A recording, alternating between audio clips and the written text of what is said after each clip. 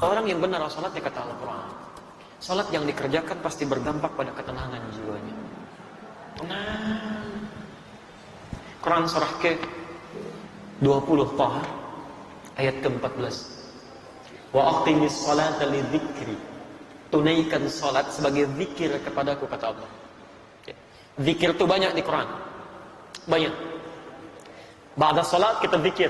Sunnahnya zikir. Ada di Quran surah ke-4 ayat 103. Posisi paling kanan sebelah atas. Fa idza qadaytumus salata fadhkurullah. Maka jika telah tuntas Anda tunaikan salat, segera zikir kepada Allah. Ada kalimat diajarkan oleh Rasulullah SAW. Baca Al-Quran itu zikir. Karena Al-Quran sendiri disebut dengan zikir. Quran surah 15 ayat 9. Posisi paling kanan di pertengahan. Inna nahnu nazzalna dzikra wa inna lahu lahafizun. Kami telah turunkan Al-Quran sebagai zikir. Jadi kalau antum sedang baca Al-Quran, itu sedang berzikir. Penghafal Quran juga sedang berzikir. Bahkan 4 kali disebutkan dalam satu surah saja. Surah ke-54 Al-Qamar. Ayat 17, ayat 22, ayat 32, ayat ke-40. Walaqad yassarna al-Qur'ana lidzikri fahal min mudzakir. Sungguh kami telah mudahkan Al-Quran untuk digunakan sebagai zikir. Hafalannya disebut dengan zikir. Tapi apa fungsi zikir ini? Di tafsir Quran surah 13 Ar-Ra'd ayat ke-28. Ala bi dzikrillah tatma'innul qulub. Yakinkan pada jiwamu, pada dirimu. Kalau zikirmu benar kepada Allah, dampaknya ke hati pasti tenang. Ini rumus di Quran. Antum kalau sedang kurang tenang, zikir. Di kantor sedang tidak tenang, di rumah tangga, wudu, ambil wudu, buka mushaf, baca Quran. Solusi belum datang, tapi minimal hati Anda tenang. Tenang. Hafalkan Quran. Dan puncaknya salat. Kenapa salat disebut puncak zikir? Karena salat itu bisa menghimpun semua jenis zikir. Bukankah dalam surat ada subhanallah, alhamdulillah, Allahu akbar, ada bacaan Al-Quran, ada hafalan Al-Quran, ada doa, ada istighfar. Jadi kalau semua bentuk salat ini menghimpun semua jenis zikir, belum mampu membuat antum tenang, antum butuh apa lagi supaya hatinya tenang? Salat itu jangankan ibadahnya, tempatnya saja. Masjid tempat salat itu dijamin di Quran menghadirkan ketenangan. Nggak ada tempat paling tenang di muka bumi kecuali masjid itu. Termasuk di kantor. Nggak percaya silahkan. Sedang capek kerja macam-macam masuk ke masjid. Duduk setelah tahiyatul masjid. Tiba-tiba nggak kerasa kipas muter, tenang, plak tidur aja gitu.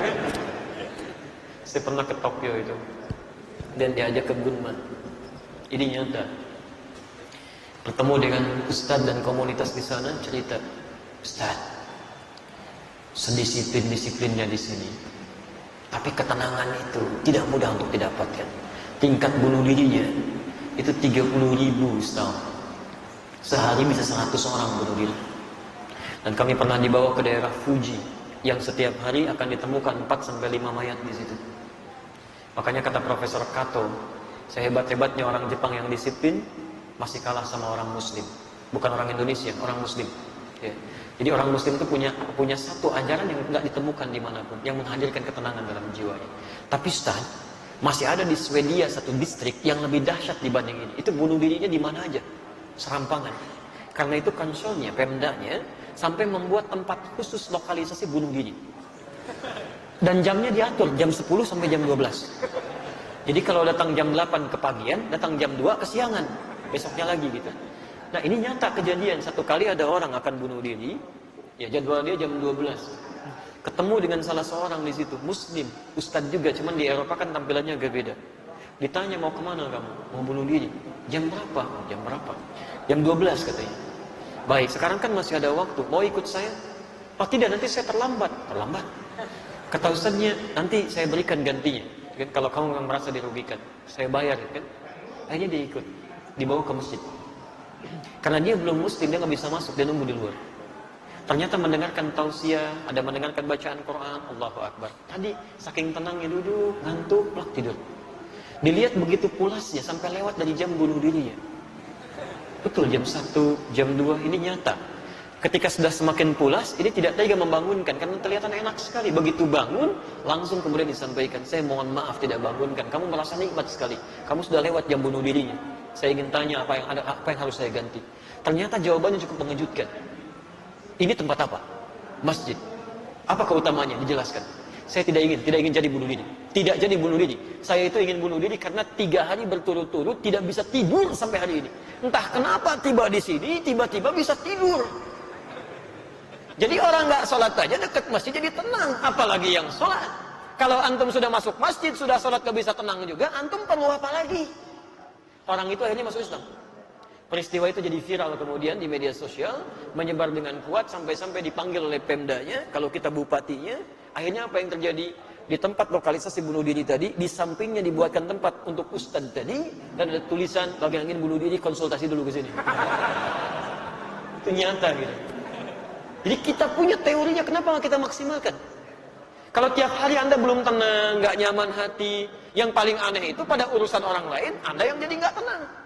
Yang punya masalah orang lain, kenapa Anda yang ribut dalam statusnya? Berselisih satu dengan yang lainnya. Kadang-kadang urusan yang sudah jelas masih Anda pikirin juga, itu keterlaluan. Dalam agama itu kita punya konsep, sesuatu yang sudah jelas diatur oleh Allah, nggak usah banyak dipikirin. Memang sudah begitu dipikirin pun nggak akan berubah. Mendung itu bukan urusan kita. Itu Allah yang mengatur. Mendung itu tanda hujan. Kalau sudah mendung ya siap-siap aja. Payung dikeluarkan. Itu yang dituntut ikhtiarnya, bukan dipikirkan. Duh, mendung. Kalau mendung hujan tuh banjir. Paling macet. Ustaznya paling nggak datang, nggak jadi acaranya. Ustaznya udah nunggu duluan. Jadi nggak pas situasinya.